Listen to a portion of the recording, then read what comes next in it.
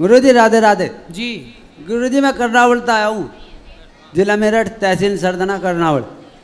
गुरुजी मेरे एक दो पर्सन है।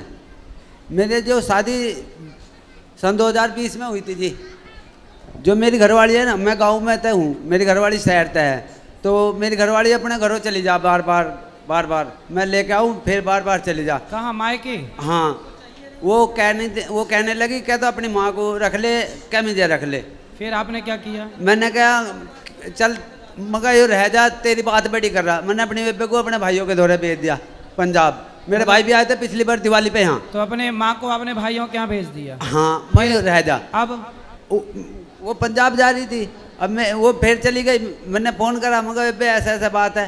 तो छोटे भाई ने, जो मेरा छोटा भाई है और बड़ा भाई है, उनने जो उन्होंने कहा कि नाम है तो भुक्का रह रहा होगा, तो हम भेज रहे। तो बेबे को उन्होंने फिर भेज दिया, मेरी मैया को, तो फिर भेज दिया यहाँ से का। अब वो फिर अपने घरों जाएगी, वो नुकारी के शहर में रहना। अब कैसे करा गुरुजी? पहले माँ को, मतलब पत्नी बोली कि पहले माँ को घर से हटाओ तब मैं रहूंगी। हाँ जी। फिर आपने हटा दिया। अब हाँ, बोल रही है ना, हमारा पंजाब में भी घर है जी। हाँ, फिर आपने बोला, अब वो बोल रही शहर में रहो। हाँ जी। तो आप अभी गांव में रहते हो? हाँ जी, मैं गांव में रहा हूँ, मजदूरी करूँ मैं। तो पत्नी क्या करती है? वो कुछ भी नहीं करती। शहर में क्यों रहना है? शहर की है ना, वो मेरठ की, अच्छा, कंकर खेड़े की। तो फिर आप रहो शहर में उसकी इच्छा के लिए, यदि रहना है तो। शहर में रहना पड़ेगा।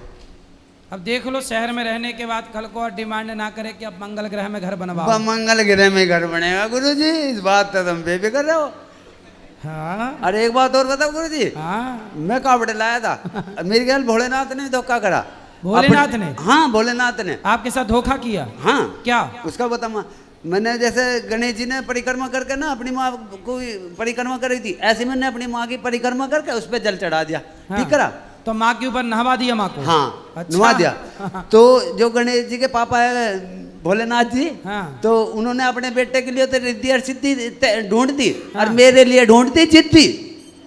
चिट्ठी? जिद कर रहे बैठी अपने घरों, मेरे लिए जिंदगी ढूंढ दी।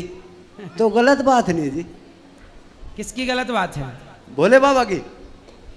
अरे तुम तो शादी के लायक थे नहीं, भोले बाबा ने कृपा की तो शादी भी हो गई। तो शादी नहीं तो मैं होगी। कौन पूछ रहा था?